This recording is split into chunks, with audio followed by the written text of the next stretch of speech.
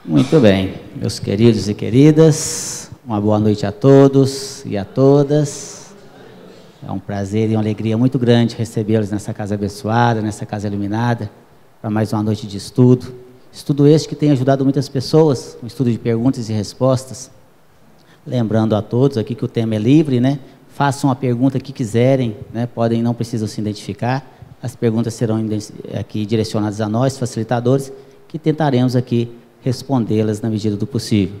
Quero cumprimentar também os nossos amigos internautas, visto que esse nosso estudo ele é gravado, né? Filmado e é disponibilizado aqui no nosso site, e que tem ajudado muitas pessoas, não só do Brasil, mas inclusive de fora do nosso país, onde nós temos recebido aqui vários e-mails de agradecimento e também muitas perguntas que são feitas aqui por e-mail. Então, a todos vocês, muito obrigado pela presença e também por acessar o nosso site. Nós vamos começar aqui, quero agradecer a presença dos nossos companheiros Zé Amaral e também do Jomar, por estarem aqui se dedicando nesse dia de hoje tão importante. Vamos começar com o Zé Amaral, vai começar a primeira pergunta, Zé. Fica à vontade. Obrigado pela presença. Obrigado, Sérgio. Boa noite para todos. Bom estar aqui com vocês novamente. E já vamos começar com um peso. Penso que o perdão é uma das maiores conquistas do ser humano. Concorda, assina embaixo. Se não a maior, porque é aonde se resume as duas coisas mais importantes, que é a humildade e o estar de bem consigo mesmo, porque quem perdoa é porque já se perdoou. E quem se perdoou, obviamente, está em paz consigo mesmo, caminhando tranquilamente.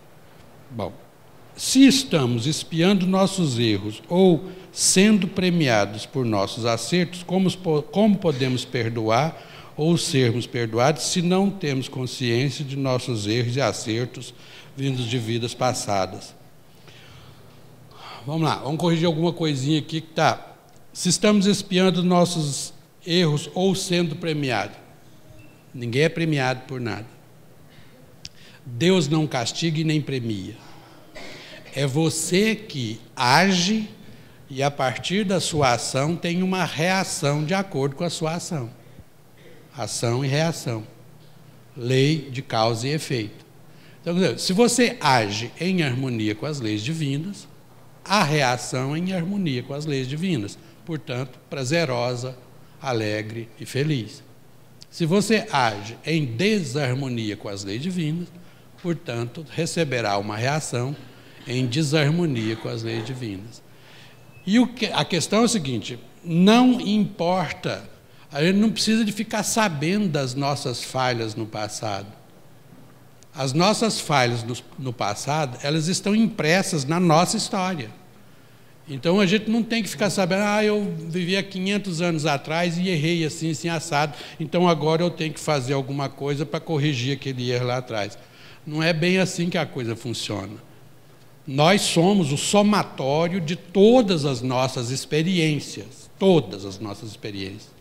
Então, o que está acontecendo aqui agora, ao chegar na esquina e encontrar com pessoas que você conhece do seu convívio social, essa pessoa, se te faz alguma maldade ou se te faz alguma ação que está em desarmonia, haja com ela como se você estivesse atento, lúcido, para não errar como ela está errando com você. É isso que Jesus quis dizer, ofereça outra face. Percebe? Ou seja, se você paga o mal com o mal, nunca vai acabar essa história. Alguém tem que ceder. Tem até um filme escrito. Tem até um filme até muito engraçado, muito gostoso de ver. Alguém tem que ceder. Alguém tem que parar o processo. E somos nós. Quando? Agora. Por quê? Não interessa. Não interessa o nosso passado. O que interessa é o que nós temos que fazer agora. E viver lúcidos, conscientes, é viver bem, praticando o bem, fazendo o bem, se auto-perdoando. Quando você se auto-perdoa, você não tem necessidade de perdoar o outro, porque o outro já não consegue te ofender mais.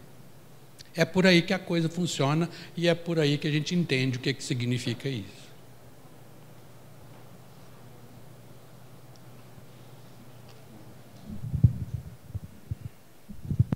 Boa noite.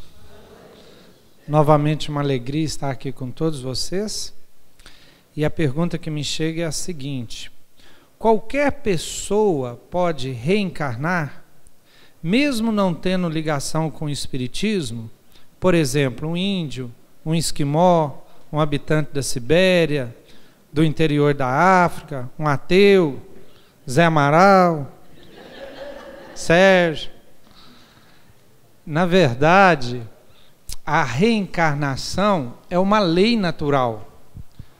Então, a uma lei natural, ela não olha se o indivíduo acredita nela ou não, participa de uma crença ou não.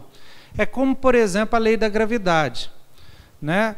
Vamos dizer que o Sérgio dá uma birra e fala assim: eu não vou cair. Eu não vou pular de um precipício e não vou cair lá no fundo. Ele pode espernejar e falar e tudo, a hora que ele pôr o pé lá para baixo, ele vai cair, porque é uma lei natural. Então, a lei natural, ela acontece para todos. Assim é a reencarnação. Então, não adianta assim, eu não vou querer reencarnar, eu não vou querer reencarnar. No momento certo, seguindo a lei, todos vão reencarnar. A não ser... porque a reencarnação ela acontece até que o espírito, enquanto o espírito precise dela. Chega um ponto, a gente chama de espírito puro, que a reencarnação não vai ser mais necessário. Esse estágio que a gente vive no corpo material não é mais necessário para o espírito, né? Aí ele até pode reencarnar em missões. Por exemplo, Jesus não necessitava mais do reencarne. Ele reencarnou no planeta Terra para nos ajudar. Tá? Então, todos passam, no nosso estágio evolutivo, todos passam pela reencarnação. Bom, a pergunta que nos chega é Sérgio Bebiano. Luto diariamente pelo meu filho que usa drogas. Você acha que eu posso ter esperanças, pedindo aos espíritos de luz que ele fique bom, como os irmãos que eu criei são filhos de Deus? Olha, meus queridos, para essa mãe que nos escreve aqui,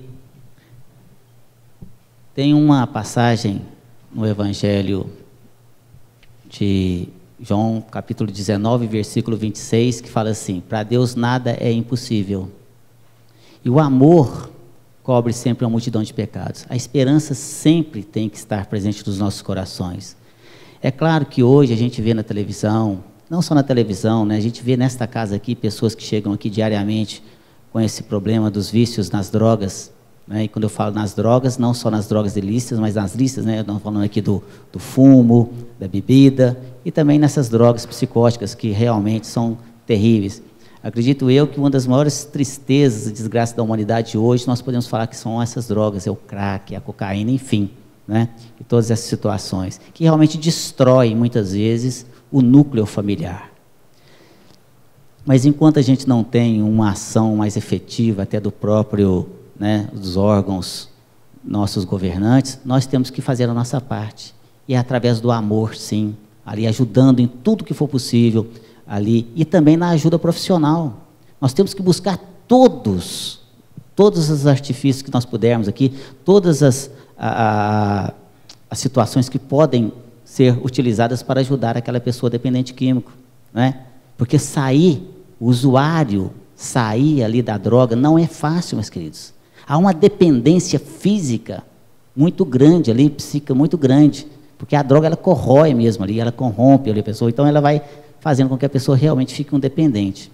Então ela precisa da ajuda da família, que vai trazer, né, vai mostrar para aquela pessoa dependente química que ela é uma pessoa que ela é amada dentro do nosso lar.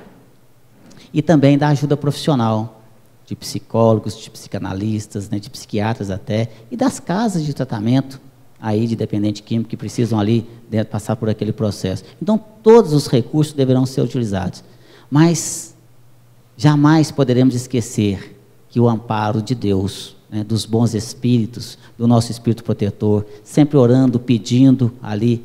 É claro que sempre tem a nossa vontade, né, o nosso livre-arbítrio, mas a gente jamais deve desistir de um ente querido, né?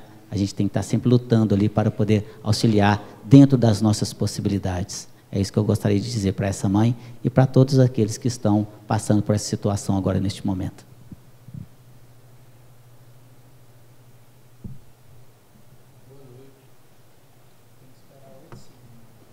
Boa noite. A pessoa que faz a pergunta que é educada. Quando estamos no mundo espiritual, programamos nossa encarnação junto com os nossos mentores como que prepara um roteiro para um filme, correto? Correto. É bem semelhante. Só que esse roteiro, ele não é tão minucioso, eles são pontos, né, importantes que você precisa passar em sua história.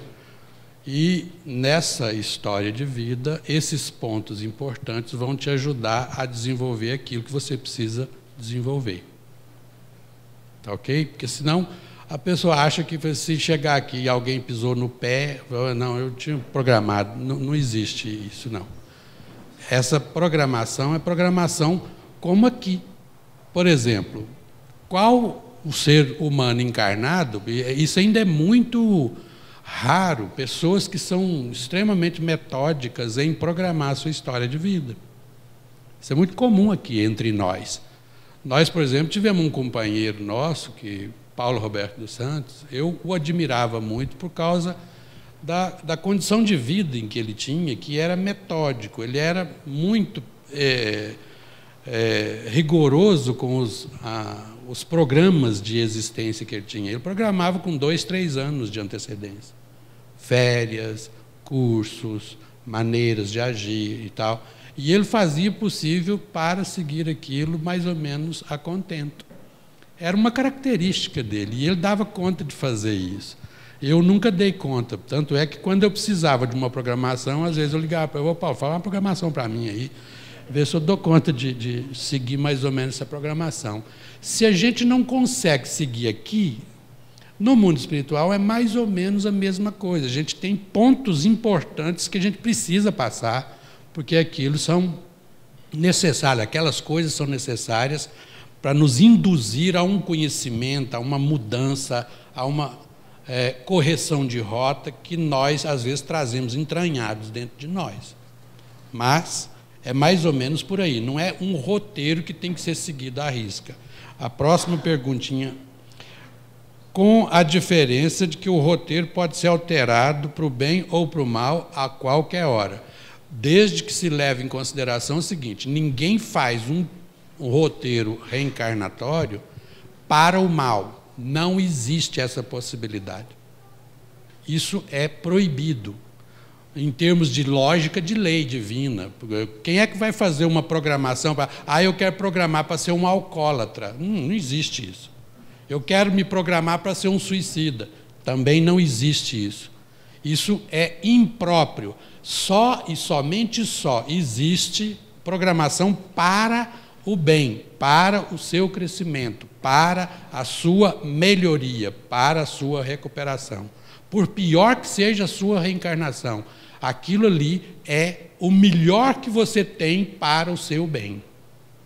Percebe? Você pode estar numa cama, amarrado, nunca vai sair dessa cama, mas aquilo não é para o seu mal. É a única coisa que você precisa para que você possa desenvolver aceleradamente o seu processo de crescimento espiritual. E a última pergunta, rapidinho, né? Judas Iscariotes, que era um revolucionário, a pessoa supõe que ele era um revolucionário que traiu Jesus esperando, né, a questão da revolução. Jesus já sabia exatamente o que ia acontecer. Poderia Judas ter alterado seu roteiro? Poderia. Poderia ter alterado tranquilamente. E Jesus torcia para isso. Você percebe que Jesus fez de tudo para que ele não fizesse, né, a, entre aspas, burrada que fez. Jesus deu a ele aquilo que ele precisava, que ele era o tesoureiro, ele que cuidava das finanças. Aquele que tinha problema com dinheiro, Jesus falou: eu vou te dar a oportunidade para você sair dessa. Deu tudo para ele de mão beijada, todas as chances que ele podia ter, Jesus deu para ele. Ou seja, Jesus, imagino que estava torcendo até o último instante para ele não cometeu o erro que cometeu. Mas livre-arbítrio é livre-arbítrio e isso é inexorável no processo evolutivo que nós estamos trabalhando. Mesmo com todas as chances, ele cometeu o erro e daí a história se deu do jeito que deu.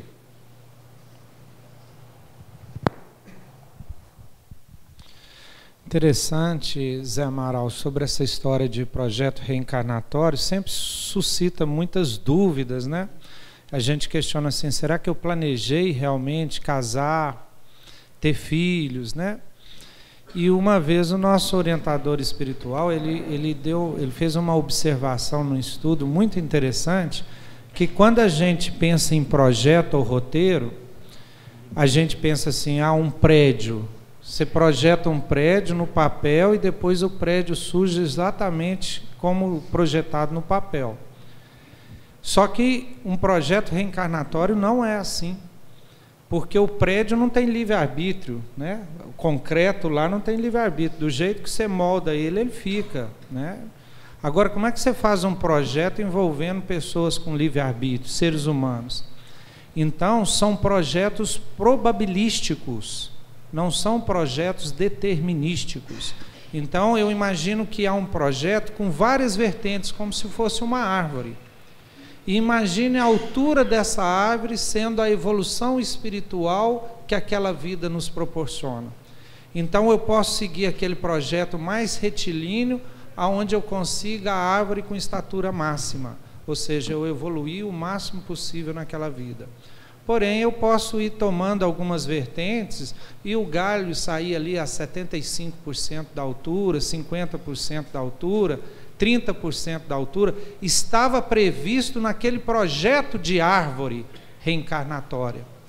Mas eu não consegui com o meu livre-arbítrio ir no máximo. Eu consegui 80%, 50%, está ótimo, né? Então, uma explicação interessante da gente entender isso. Boa noite. É a pergunta, tá, gente? Sei que a pergunta é recorrente, mas não ficou claro e nem satisfatória a resposta que eu ouvi. Você saberá quando isso acontecer. Pelo pouco que pesquisei sobre a mediunidade, creio que tenho sintomas, mas quero saber se tenho, pois quero ajudar os nossos irmãos espirituais. Como saber se tenho a mediunidade ostensiva e o que tenho que fazer para educar e desenvolver? Obrigado.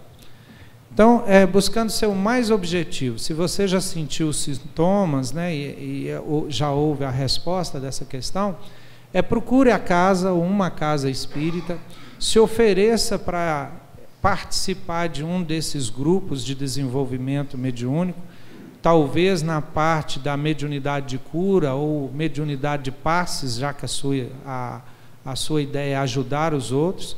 Kardec fala que essa mediunidade é uma das mais fáceis de serem desenvolvidas, você se colocar à disposição de ser um doador de energia dos amigos espirituais e vai exercitar. Pelo exercício você vai perceber se tem a mediunidade ou não. Então procure uma orientação, talvez aqui o acolhimento fraterno, né, vai indicar para você participar de algumas reuniões que possam você exercitar isso. Sérgio, quiser complementar alguma coisa sobre isso? Realmente, né, a pessoa que fez a pergunta, se quiser nos procurar depois, nós podemos estar ajudando, né? Nós temos aqui na casa os grupos de educação mediúnica, né, e os estudos de mediunidade, às segundas e quintas-feiras. Nós abordamos muito esse tema. E mediunidade, meus queridos, né, não é uma doença, né, como muitas pessoas chegam aqui com eu estou com um problema de mediunidade. Não, mediunidade é um dom. Mediunidade é uma grande oportunidade, aliás, uma maravilhosa oportunidade de nós nos melhorarmos, ajudando as pessoas. Quando nós compreendermos o que é mediunidade, e aí nós vamos, através do estudo, nós vamos então começar a nos educar. Educando a sua mediunidade, você vai ter condição então de ajudar a muitas pessoas e a muitos espíritos. Esse é o objetivo maior da mediunidade. A pergunta que nos chega aqui: o que acontece com a pessoa que é ingrata, que não sente vontade de retribuir nada que foi dado com amor e carinho a ele? Olha, primeiro que a gente tem que ter muita dó dessas pessoas, tem que ter piedade dessas pessoas, porque o sofrimento realmente é muito grande, né? Nós temos que, com as pessoas ingratas, com as pessoas que recebem o nosso carinho, que recebem também não só o nosso afeto, mas também as coisas materiais, e tudo lhe é feito para que a pessoa possa ali ser feliz, e ela não dá nada em troca, né? Nem amor, nem carinho, e muito menos agradecimento. Essa pessoa, em reencarnações passadas, provavelmente foi uma pessoa muito orgulhosa, e às vezes vem passando por situações difíceis nessa reencarnação, às vezes vem dependente, né? Precisa da necessidade de uma outra pessoa para poder ali ser auxiliada e não dá o devido valor. Em reencarnações futuras, virá em situação muito pior, para realmente dar valor àquilo que perdeu. Então a gente tem que ter muita dó dessas pessoas, porque esse tipo de espírito reencarnado, quando desencarnado, primeiro que vai sofrer muito ali, o remorso, que é no plano espiritual que cai, entre aspas, a ficha, depois de um tempo mais ou menos longo ali, em regiões às vezes de sofrimento. Em reencarnações futuras, vem com situações mais complicadas ainda para passar, para poder vencer a sua iniquidade, né? O seu defeito, vamos chamar assim. Mas nós temos que praticar o que com essas pessoas? Alteridade. Alteridade é nós entendermos o momento evolutivo que essa pessoa se encontra e aceitar isso, não é? Muitas vezes nós queremos mudar a pessoa. Isso é impossível, meus queridos. Nós não mudamos as pessoas. Quem muda somos nós mesmos, né? Cada um é dono de si. Cada um é que faz a sua reforma íntima, a sua autotransformação. O que nós podemos fazer é dar o nosso exemplo. É através do nosso exemplo também que as pessoas vão ali mudando muitas vezes.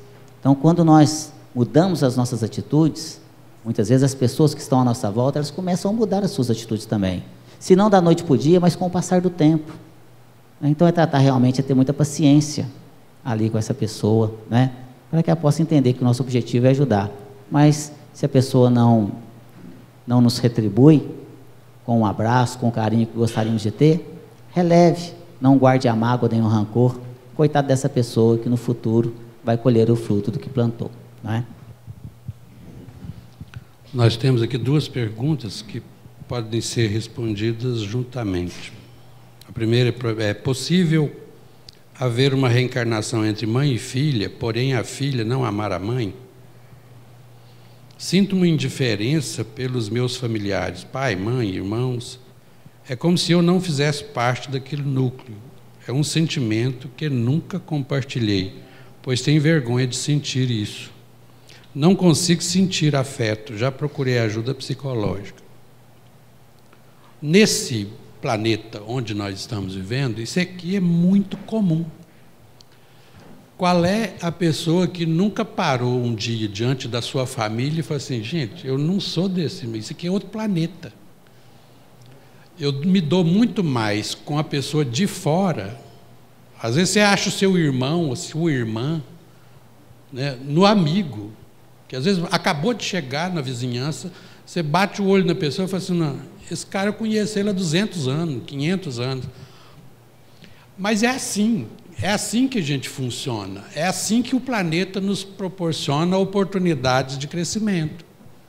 Se você está numa família em que você olha para a mãe e é claro dentro de você que você não ama essa mãe, haja como se amasse.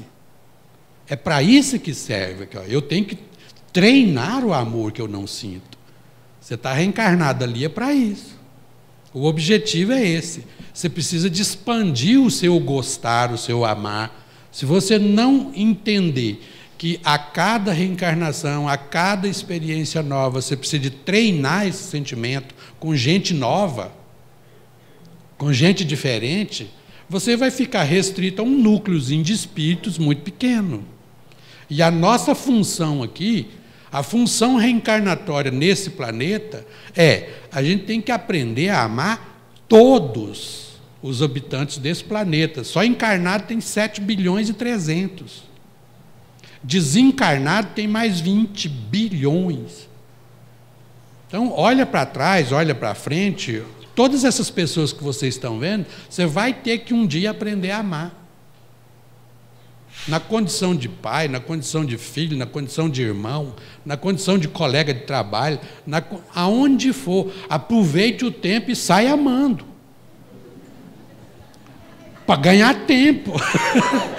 Porque se acontece de você vir na mesma família, você já está com meio caminho andado. A tarefa nossa é essa. Se a gente não entender que a tarefa é essa, a gente não vai conseguir fazer essa trajetória de bem. Então, não tem problema você olhar para sua mãe e falar, gente, eu não gosto. Eu já vi muita gente falar isso.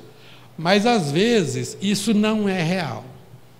Isso é porque a pessoa tem uma carência, um jogo de dependência e codependência muito grande, então a pessoa é mimada, a pessoa quer que a mãe a paparie, que faça carinho e tudo mais. Teve um dia que uma pessoa virou para mim e falou isso, aí eu falei, eu vou testar para ver se isso é real. Eu falei, quando a pessoa chegou perto de mim e falou assim, Zé Amaral, eu tenho um problema com a minha mãe. Eu não consigo gostar da minha mãe. Eu peguei ela de supetão e falei assim, pois, ainda bem, porque para você então vai ser mais fácil, porque eu estou vindo à sua casa agora, ela acaba de falecer. A moça caiu num pranto, que eu fiz isso para tirar depois. Eu andei de rosca com ela para tentar acalentar ela. Era mentira. No fundo, aquele negócio de eu não pedi para nascer, não pediu não, às vezes implorou, pediu, pelo amor de Deus, deixa eu reencarnar aí na sua casa, eu preciso dessa casa para que eu possa desenvolver determinadas coisas. Quer dizer, esses jargões que a gente sempre fala, não pedir para nascer, convém você parar e repensar isso aí, porque essa família é a sua família, é a família que você precisa, e se você acha que não gosta, comece a treinar, imite Jesus. Imitar Jesus, que é o nosso modelo e guia para, né, a nossa referência de agir na vida, como espíritas que somos, como cristãos que somos. Se o nosso referencial é Jesus, então olhe Jesus, como é que ele atuava, como é que ele se relacionava com as pessoas, e imite.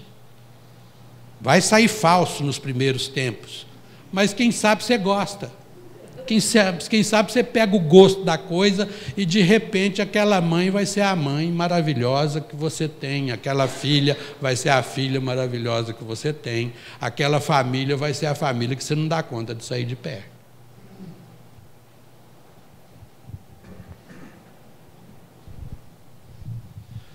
Como o Espiritismo interpreta o livro Revelações do Evangelho? Segundo o Apocalipse São João Evangelista, o Armagedon se aproxima. Há indicativos disso dentro das concepções espíritas? Sem precisar datas, haverá uma limpeza espiritual revelada naquele livro? Bom, o Espiritismo interpreta essa questão que vai haver realmente o fim do mundo. O fim do mundo de provas e expiações, para o surgimento de um novo mundo, que é o mundo de regeneração. Só que isso dentro do tempo planetário.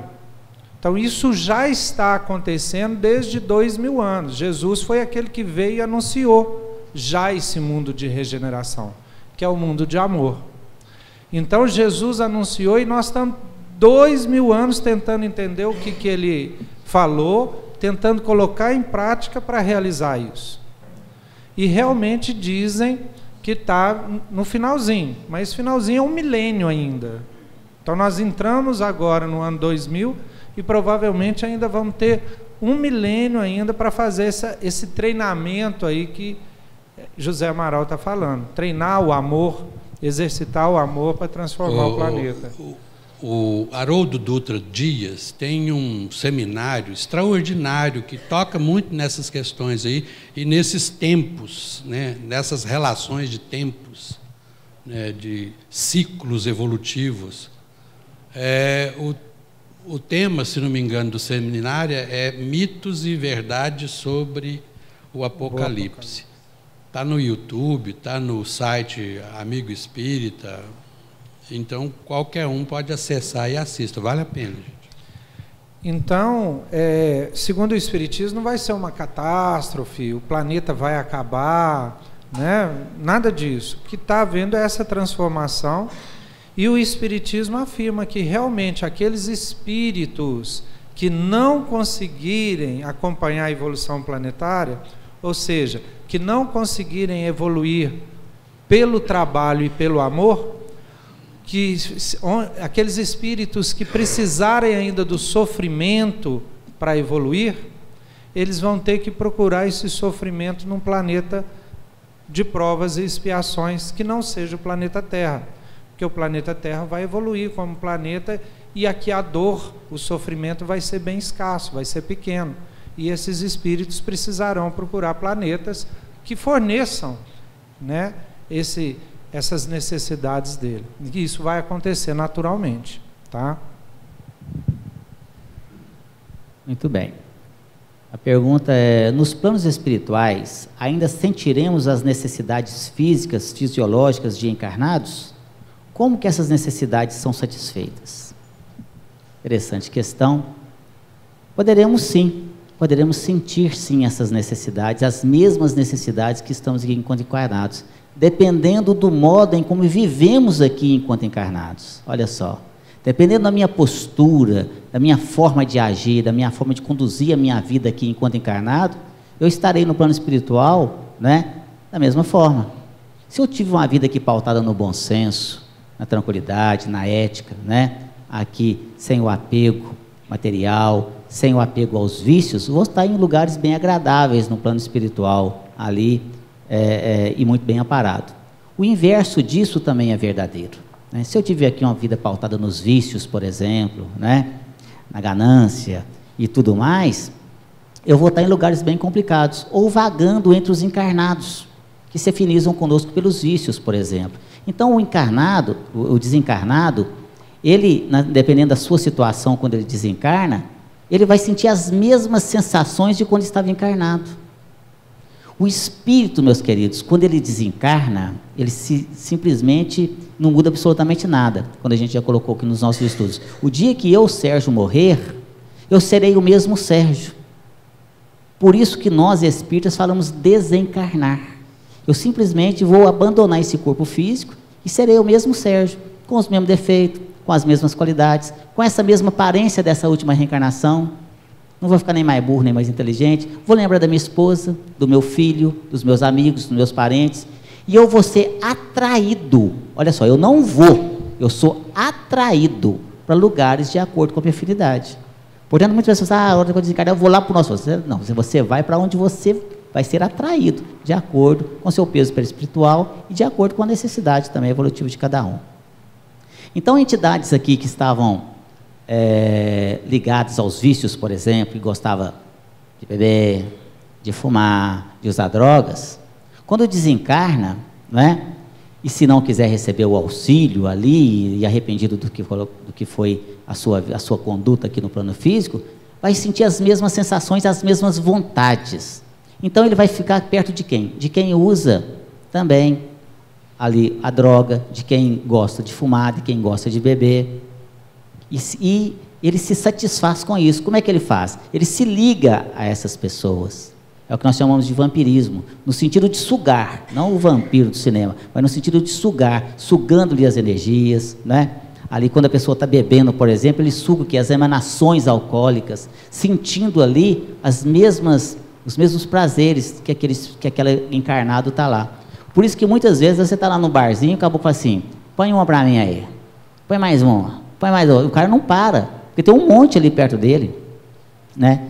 E a gente fala isso com muita propriedade para vocês, porque essa é uma das atividades que a gente faz aqui na Casa Espírita, não é? Nas nossas reuniões mediúnicas, quando eu converso com os espíritos dessa natureza, e eles chegam, alguns sequer sabem que desencarnou, para vocês terem noção.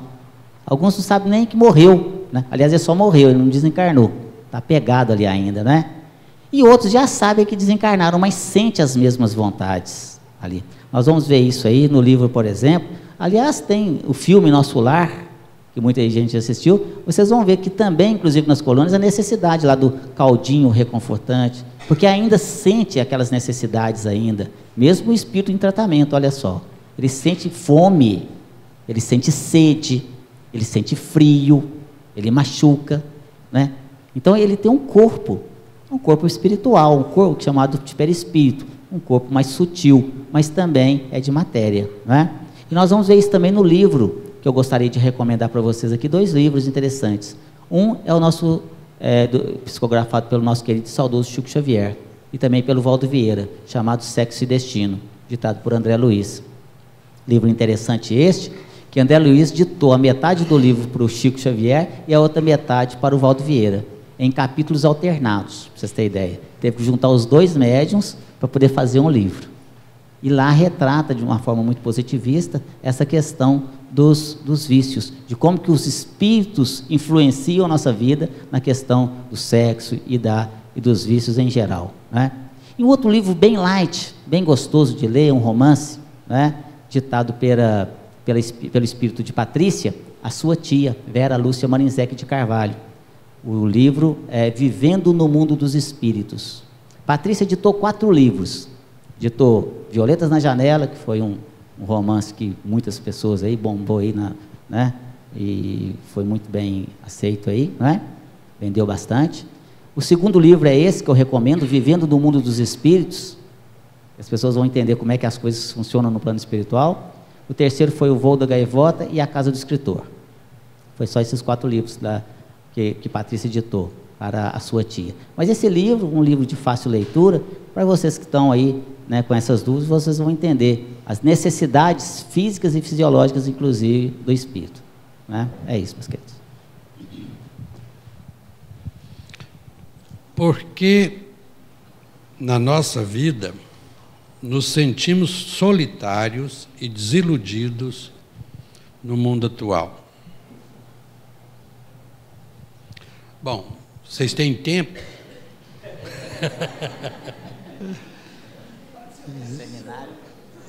Isso aqui dá para a gente sentar num final de semana e começar a debater na sexta-feira, 4 horas da tarde, domingo, 11 horas da noite, ainda falta trem demais da conta para a gente destrinchar. O que todo mundo tem notado é mais ou menos isso aqui. Isso aqui é o que é o senso comum que a gente tem observado. Faz parte da reflexão do nosso cotidiano. Todo mundo está preocupado com isso.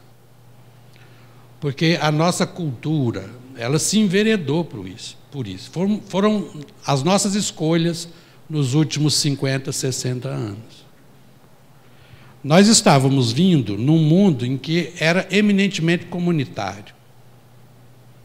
E por ser um mundo comunitário, ele era extremamente participativo. Eu sou do tempo das casas que eram construídas com alpendres.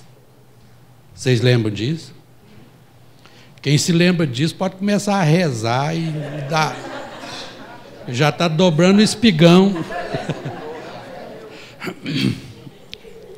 Só para lembrar, as casas eram quase que iguaizinhas na mesma rua. Tinha alpendre, o portãozinho do alpendre tinha mais ou menos a altura de 1 metro. Não era para barrar seres humanos, era para barrar cachorro, galinha, cavalo, que ainda tinha muito na rua ainda. A vida era extremamente comunitária, porque a gente, todas as tardes, 5 horas da tarde, o pessoal já chegava de serviço, todo mundo sabia onde que o pessoal trabalhava, quanto que ganhava, portanto, não tinha tanta competição, porque se alguém falasse que ganhava mais um bocadinho, na mesma hora o pessoal, eu sei onde você trabalha, quanto você ganha, quanto você gasta. A vida era tão comunitária que, às vezes, eu acordava no meu quarto e tinha uma vizinha mexendo na cômoda. Alguém sabe o que é cômoda também? Pode dar a Deus e rezar. E ela olhava para mim e falava assim, pode continuar dormindo que eu só vim pegar a tesoura. As pessoas entravam nas casas dos outros. Quem viveu essa época sabe disso. No fundo do nosso quintal tinha uma cerca de bambu e no meio de um quintal para outro tinha uma cancela. Qualquer vizinho entrava no quintal de qualquer vizinho a hora que queria. Hortas eram comunitárias.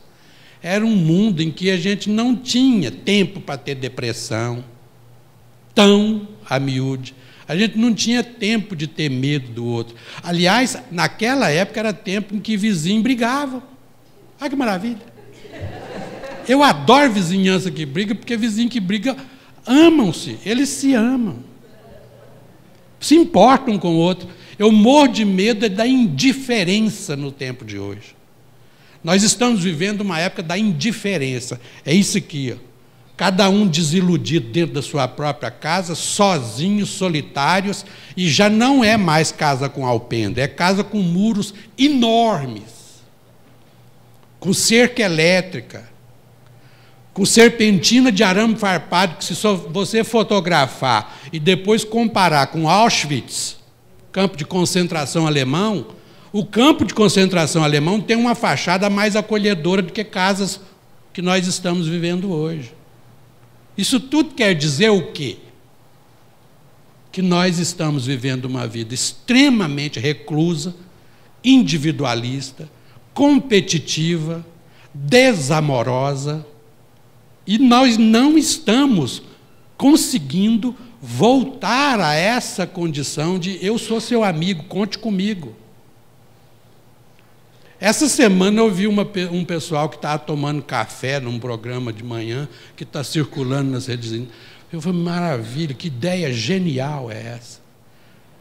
Eu vejo algumas tentativas hercúleas de tentar vencer isso aqui, que é essa condição nossa de solitários, bebendo remédio para depressão, bebendo remédio para falta de viver. Eu me lembro que na minha infância, por exemplo, minhas irmãs, meu pai, minha mãe, à tarde, ia para a casa dos vizinhos e a gente fazia saraus, tinha sanfoninha de 8 baixos, daquelas que você toca e fica 3 dias escutando ela. Vocês se lembram disso? Era vida, vida pulsante de uma comunidade que se ama, que se abraça, que conversa entre si, que não tem tanto interesse em competir um com o outro. Nós embarcamos numa ideologia de o outro é seu inimigo. Não dê moleza não que o outro é seu inimigo. E aí a gente começou com o tal do olho mágico. Lembra do olho mágico? Na década de 70, não, tem que botar olho mágico. Para quê? É para pegar ladrão. Que conversa. Aquilo nunca foi para pegar ladrão, foi? Aquilo só era para 2 coisas. No dia que instalaram lá de casa, eu fiquei o dia inteirinho olhando para aquilo. Só servia para 2 coisas. Escolher a visita e fugir de cobrador. Eu nunca vi um ladrão ir na sua casa bater a campainha e ficar esperando ser atendido. E você olha no olho mais, ó, um ladrão, não vou abrir. Não existe isso. A nossa escolha em viver uma vida competitiva, exacerbada, individualista ao extremo, exatamente veio a desembocar nesse mundinho que é muito fácil criar pessoas desiludidas, solitárias, com medo da vida, com medo de todos, com medo de amar o próximo, com medo de amar as pessoas, às vezes, da própria família. Nós estamos vivendo um mundo que nós escolhemos e podemos escolher de forma diferente. É só querer. É só a gente querer. Gente, eu queria aproveitar, já que o Sérgio citou 2 livros, né, da resposta dele, um livro para vocês lerem dessa resposta aí do Zé Amaral, que está fazendo 12 anos, vai ser lançado na noite de hoje, que é Buscando Sentidos. Esse livro tem 12 anos que o Zé Amaral escreveu, então tem uma edição comemorativa que o Zé vai, inclusive, fazer autógrafos depois da palestra dele, e trata desse assunto, quer dizer, qual que é o sentido da vida, né? O que a gente está fazendo aqui? E fala do trabalho, e fala da vida, mais ou menos nesse estilo aí que ele fala. Está acabando o nosso tempo, já fomos avisados, vou tentar responder dentro de 3 minutos que nos faltam. O que vocês podem dizer acerca da grande fraternidade branca, que fala dos mestres ascensos, como Saint Germain, Mestre Jesus, Mãe Maria, Mestre Lantu e outros. Bom, eu não conheço a Grande Fraternidade Branca. Eu conheço algumas, eu tenho amigos, né, que conhecem, e pela índole dos meus amigos, eu até posso afirmar que é uma coisa boa, apesar de não conhecer. Agora, para a gente avaliar tudo isso, igual semana passada, a gente falou aí de outra crença aí, o Sérgio também, numa semana passada, falou também, a gente tem que ver os frutos, a gente tem que conhecer as consequências. Jesus alerta para isso, né? Porque até Jesus foi acusado também de ser instrumento do coisa ruim, né? Falaram para ele lá num determinado momento que ele curava em nome do chefe dos demônios, né? E ele falou assim, mas não é possível, se o chefe dos demônios está mandando eu curar, como é que fica um reino dividido contra si mesmo, né? Então ele fala que pelos frutos conhecerei as árvores, né? Jesus é muito claro quando ele é procurado pelos discípulos do João Batista, né? João manda eles procurarem Jesus para saber se Jesus era o Messias, e Jesus não responde assim, eu sou o Messias, eu sou o Balandandanda Balachita, como é que é? Ele fala assim, veja as obras que eu estou fazendo, né? Os cegos estão vendo, né? Os coxos andam, né? Os demônios, tal, e mostra tudo que Jesus estava falando e fala, vai e conte a João. Então, a gente tem que ver em tudo isso aqui, ver o que é que eles estão recomendando, quais são os frutos, né? Se é uma coisa do bem. E aí, pelos frutos, a gente conhece as árvores. Nós queremos, então, meus queridos, agradecer a presença de todos vocês, né?